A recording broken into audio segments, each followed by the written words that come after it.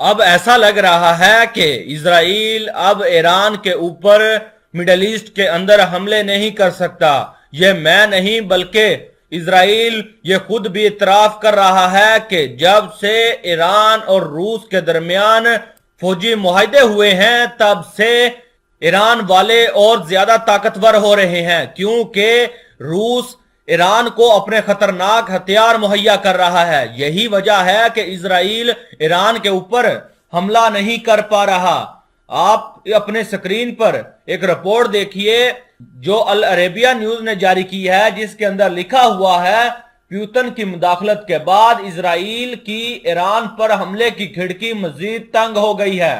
ایران روس سے جدید ترین فضائی دفاعی نظام خرید رہا ہے، جس کے بارے میں اسرائیلی حکام کا خیال ہے کہ اس سے تہران کے جوہری پروگرام پر ممکنہ حملے کی کھڑکی مزید تنگ ہو گئی ہے۔ اسرائیل اور امریکہ میں حکام کا کہنا ہے کہ روس سے ایران کو S-400 میزائل سسٹم ملنے کے امکان سے ممکنہ حملے کے بارے میں فیصلے میں تیزی آئے گی۔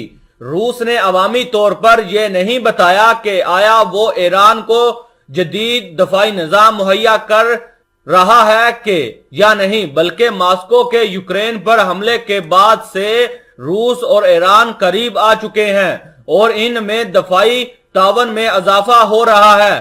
S-400 نظام کو آپریشنل ہونے میں 2 سال سے بھی کم وقت لگے گا۔ نیتن یاہو گزشتہ ہفتے تل ابیب میں ایک سیکیورٹی کانفرنس سے خطاب کرتے ہوئے ایران پر حملے کے بارے میں کہا تھا کہ اب جتنا زیادہ انتظار کریں گے اتنا ہی مشکل ہو جائے گا۔ ہم نے بہت طویل انتظار کیا ہے۔ میں آپ کو بتا سکتا ہوں کہ میں ایران کو جوہری ہتھیار حاصل کرنے سے روکنے کے لیے ہر ممکنہ کوشش کروں گا۔ امریکہ کی قومی سلامتی کونسل کے ترجمان جان کربی نے بھی گزشتہ جمعے کو کہا تھا کہ روس نے ایران کو میزائلوں، الیکٹرونک اور فضائی دفاعی نظام سمیت غیر معمولی دفاعی تعاون کی پیشکش کی ہے اور وہ تہران کو لڑاکا طیارے بھی مہیا کر چکا ہے اور مزید ایران کو لڑاکا طیارے مہیا کر سکتا ہے۔ اسرائیل کو امید ہے کہ امریکہ ایران کے خلاف کسی بھی ممکنہ حملے کی قیادت کرے گا، اگرچہ بائیڈن انتظامیہ نے فوجی کارروائی سے انکار نہیں کیا ہے، لیکن وہ سفارتکاری کو ترجیح دیتی ہے۔